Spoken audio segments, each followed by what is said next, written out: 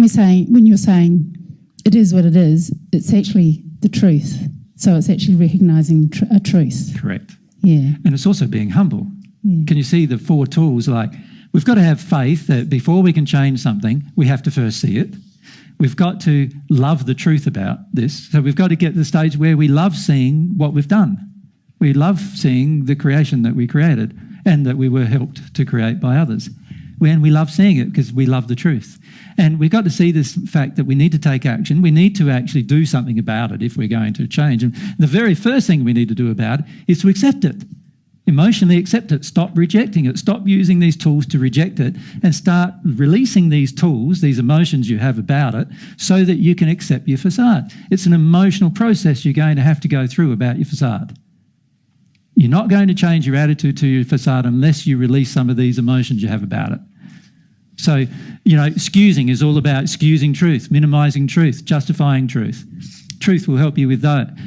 Denial is all about completely shutting down any feelings whatsoever about it. That's about emotion. Blame is all about emotion towards others, emotion towards yourself. Punishing is all about emotions towards others or yourself. Judging is all about emotions towards others yourself. These are emotions that are going to have to be addressed to get to the stage where you can actually go, this is my facade, and I can handle the fact that I've got it, and I can handle the fact of how it got there. I honour the fact that it got there for reasons initially beyond my control, and now under my control, and I can accept that.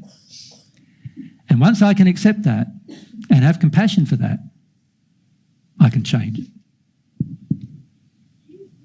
Anna, thanks.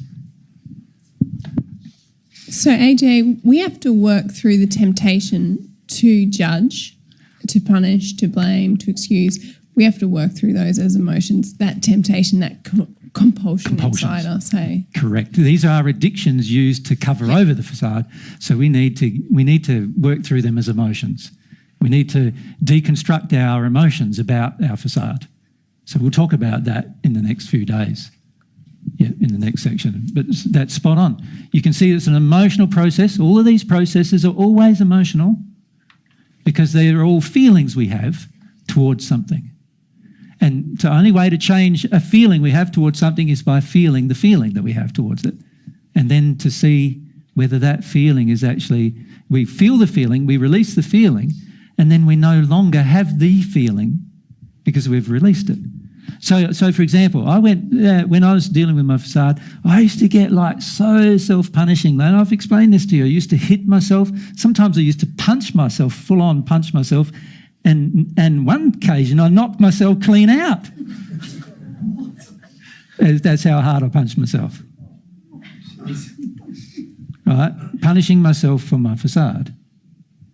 Now, I had to stop that. I had to see that was an unloving act towards myself. I had to work through my emotional reason why I was doing that. And in my case, I was doing that because if I did it to myself, then other people wouldn't do it to me. So I had to work through that emotion of being afraid of what other people would do to me. Right? Once I worked through that, that stopped happening. I stopped judging it so much. But that took me quite a few years to work through that. This desire to just harm oneself, rather than face up to how it is with compassion. Do you see? It requires an emotional process from you. It's going to require an emotional process. Yep. Many of you have not yet begun that emotional process. You've begun to identify your facade in terms of what you're doing, with help usually from others and the law of attraction and so forth. You have some identification of it, but you still heavily punish yourself for it. You really get into yourself about it.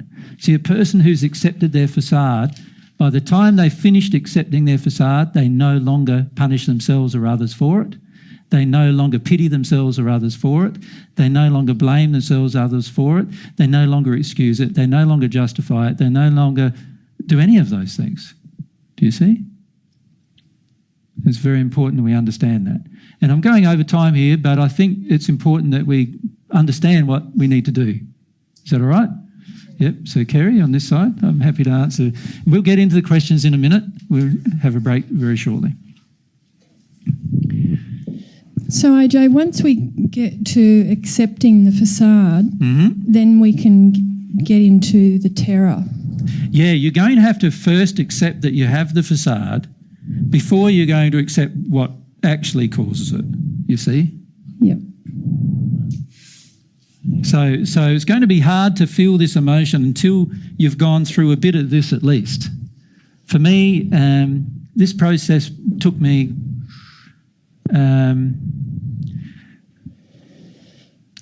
I'm just thinking whether that's true even.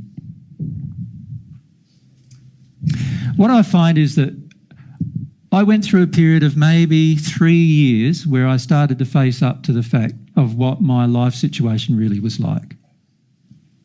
And it meant coming to terms with the fact about my marriage, about my religion, about my life, about what I was choosing to do, about my relationship with my boys, everything. Other people might call it a breakdown, but for me it was just like coming to terms with the truth about all of these things. After I did that for nearly 3 years, I got into that. And I went through that in 3 and a bit months for me. We'll talk about a bit of that later maybe if you ask questions about it.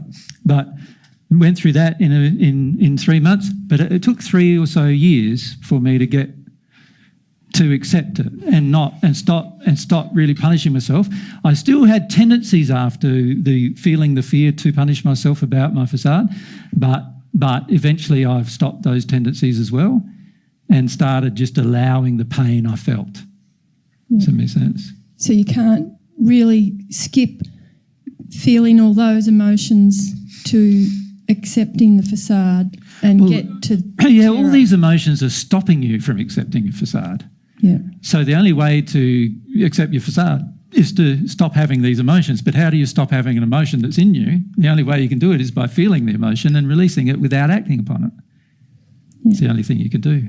Yep. Yep. Kane Thank you. behind. Yep. So the global emotional refusal of pain and terror, so that's just one emotion really, is it? And when you get rid of that, you can still go up into the facade? Once you feel this, it's very, very hard for you to live in a facade after then. Yep. Very hard. In fact, it requires a lot of effort after that. It's not driven by terror anymore. Yep. So to actually live in a facade after then, you have to really choose it and you can feel yourself choosing it then. Does that make sense? Yeah. So it's a lot more obvious what's going on once you've felt this. But you're not going to get to feel this. You're not going to get to feel the global refusal of pain, right, until you at least deal with some emotions about what you do towards your facade, whether you feel good about it or bad about it. And most of us feel like when we're confronted with the reality of our facade, Kanan, it's like we feel bad about it. But we have to get to the stage where we no longer feel bad about it and actually can accept it emotionally. So and accept it in the sense of feel compassion for ourselves, the fact that it got there. And that's why we went through yesterday's talk with you in the afternoon, how it got created. Once you see how it got created, you can go, wow, like how much choice did I really have here to create it? I had to create it really. Right? So now I'm left with what I created to survive my own childhood, but now I can undo that. Now I can do something about that. Yeah. Thank you. Good question. Okay, so let's have a break now because we've covered this accepting my facade information. If you come back at 12:30, and I'm running about 20 minutes late.